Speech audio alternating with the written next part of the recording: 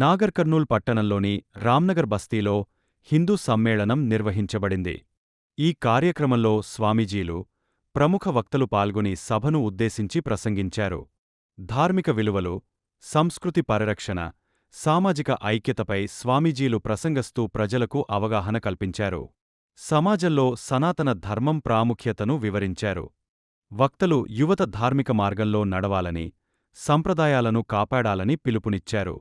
ఈ కార్యక్రమంలో స్థానిక ప్రజలు, భక్తులు పెద్ద సంఖ్యలో పాల్గొన్నారు.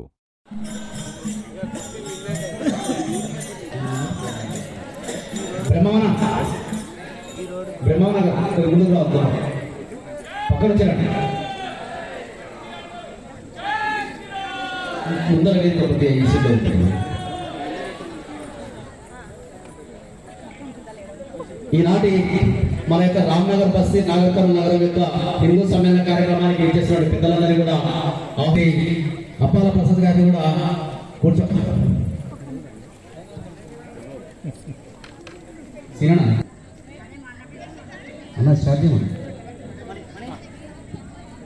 జ్యోతి ప్రజ్వలన కార్యక్రమం ప్రారంభమైంది. స్వామీజీ గారు ముఖ్య వక్త, మరి మాతల చేత జ్యోతి ప్రజ్వలన కార్యక్రమం జరుగుతుంది.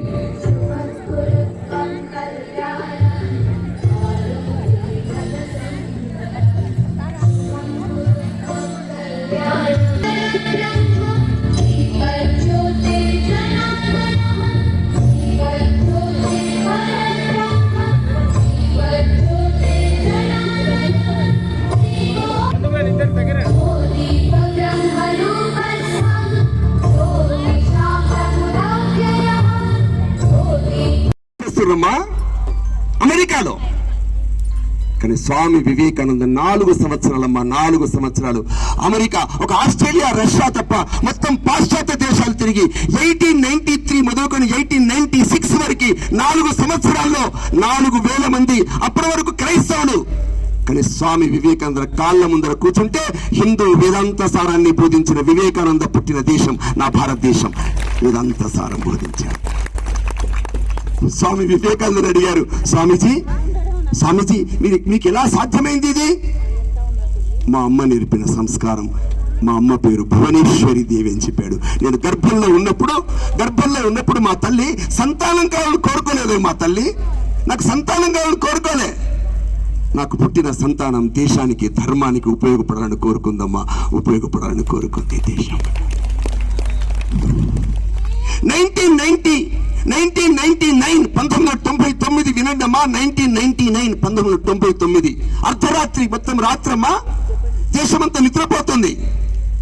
కశ్మీర్లో టైగర్ హిల్స్ ఎత్తైన పర్వత ప్రాంతమమ్మా, అది గనక కోల్పోతే దేశవ్యాప్తంగా జరుగుతూ ఒక మంచి ఔన్నత్యాన్ని సాధించడం కోసం చేసే ప్రయత్నం. ఈ ప్రయత్నంలో పనిచేసే కార్యకర్తలందరికీ ముందు కృతజ్ఞతలు తెలియజేస్తూ, అజనాభమని, ఆజ్ఞావతమని, హిందుస్థానమని, భక్తవత్సమని, భక్తఖండమని ఈ దేశానికి పేరు. ఇది కేవలం మట్టిగడ్డ కాదు, జగజ్జనని, మాతృభూమి, పితృభూమి, దేవతల భూమి, రుచిల భూమి, యోగ భూమి, భగవంతుని అవతారాలకు నిలయమైన భాగ్యసీమ ఈ భారతామని. ఈ భారతదేశంలో పుట్టిన మనమంతా ఎంతో పుణ్యాత్ములము, ధన్యాత్ములము. అయ్యా, ఈ దేశం సంస్కృతి చాలా గొప్పది. ప్రపంచానికే జగద్గురువుగా భారతదేశం వెలిసింది. ఇది ఒక మతము కాదు, హిందూ మతము కాదు, హిందూ ధర్మం.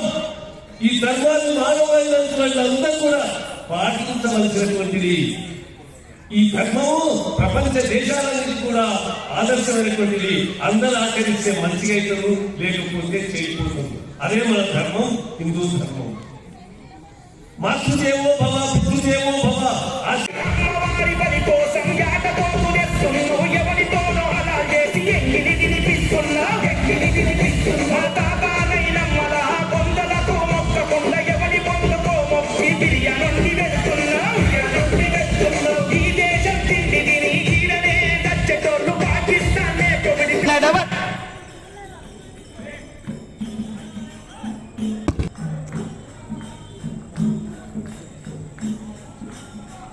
roughly